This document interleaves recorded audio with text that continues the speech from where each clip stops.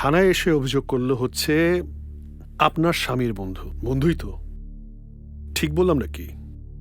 এবং সে অভিযোগটা করলো হচ্ছে খুনের।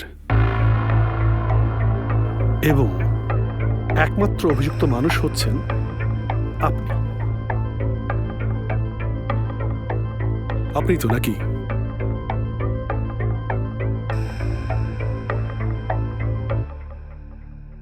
আমি তো খুন করি নাই,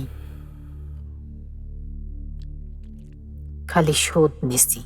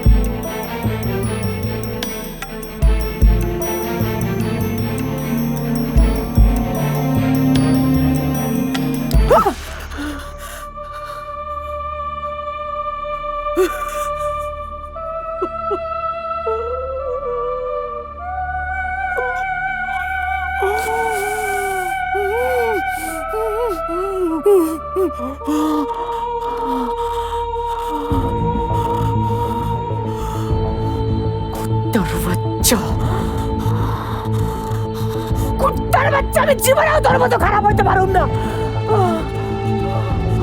জীবনেও তোর মতো খারাপ হইতে পারুম না, কুত্তার বাচ্চা।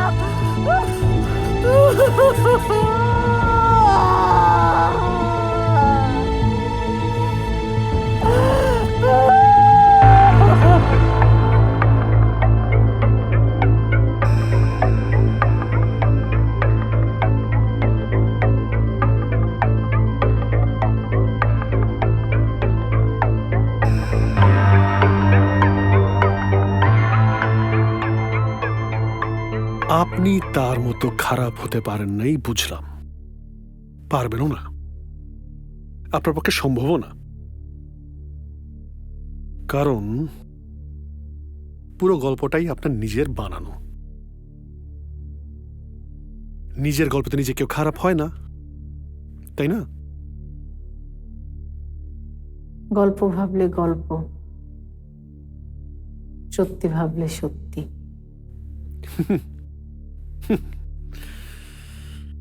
আচ্ছা, ঠিক আছে ম্যাডাম, আপনি একটা কাজ করেন। হ্যাঁ, মানে শুরু থেকে আবার শুরু করেন। মানে পুরো গল্পটা শুরু থেকে সত্যি করে বলুন। নাকি ভুল বললাম?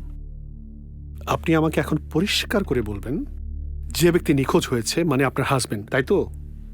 উনি আপনার সাথে এক্স্যাক্টলি কি কি খারাপ কাজ করেছে? সে তো আমার সাথে খারাপ কিছু করে নাই, সে আমার বিশ্বাস। তারে আমি আমার নিজের চেয়ে বেশি বিশ্বাস করতাম।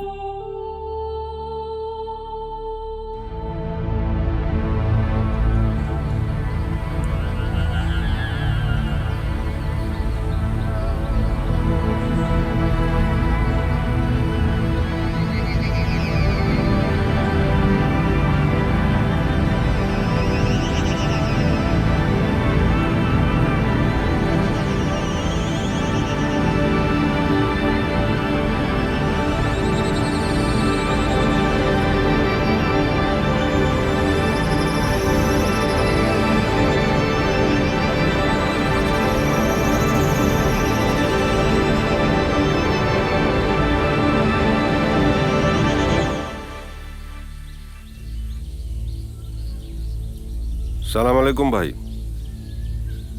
আসি ভাই, আমি তো আছি বউয়ের আন্ডারে, বুঝেন না? নিজে কিছু করি না, নিজের কিছু নাই। সম্পদ তো সব শ্বশুর দিছে, এগুলি কি আমার? এইসব হইল বউয়ের। না না না না, এগুলো কেনা বেচা করতে হলে আপনাদের তাদের সাথে বসার আগে আমার বউয়ের সাথে যোগাযোগ করেন।